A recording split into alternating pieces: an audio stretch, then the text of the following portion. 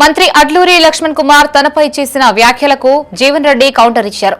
మంత్రి పదవి వచ్చాక ఆయన రైతులని విస్మరించారన్నారు.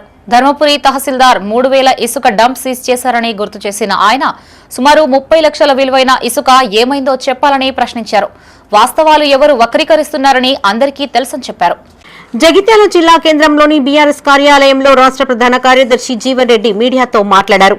ఏ కొనుగోలు కేంద్రంలోనూ రసీదులు ఇవ్వడం లేదన్నారు. తాను 218 క్వింటాల ధాన్యం విక్రయిస్తే 190 క్వింటాలకు మాత్రమే ట్రాక్ షీట్ ఇచ్చారని చెప్పారు. 5 కిలోల చొప్పున మొత్తం 28 క్వింటాళ్ల కోత విధించారని ఆరోపించారు.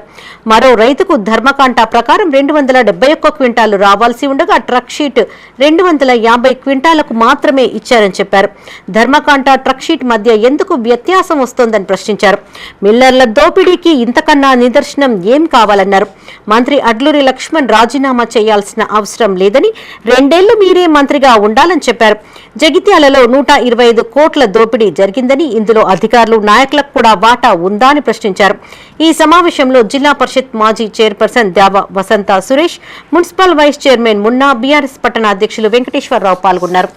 ఇప్పుడు 545 బ్యాగులు తూకం వేసిండ్రే, 545 బ్యాగులు తూకం వేసిండ్రే. 545 ఇంటూ 40 కిలోల చొప్పున లెక్క కట్టినట్టయితే నాకు రావాల్సింది 218 క్వింటలు రావాలి. నేను తూకం వేసింది 545 బ్యాగులు వేసిండు. ఇంటూ 40 కిలోల చొప్పున లెక్క కట్టినట్టయితే 218 క్వింటలు రావాలి. నాకు వచ్చిన ట్రక్ షీట్ ఏదైతుందో 190 క్వింటలకి ఇచ్చింది. అంటే 28 క్వింటలు. అంటే నేను అదనంగా 3 కిలోలు చెప్పి నేను 3 కిలోలు కానీ 5 కిలోలు పోయినాయి. ధర్మకాంట ప్రకారంగా 271 క్వింటల్స్ రావాలి. ట్రక్ షీట్ ప్రకారం మాకు ఎంతకి ఇచ్చిండ్రు? 250 క్వింటాలకి. అంటే మంత్రి గారు ఏదైతుందో ఆయన మంత్రి కాగానే వాస్తవాలు విస్మరించి రైతులు విస్మరిస్తా అనుకుంటే ఎట్లా? ఇప్పుడు నేను ఒకటే కోరుతున్నాం, మేము నువ్వు రాజీనామా చేస్తే మాకేం వస్తుందని చెప్పని కాదు.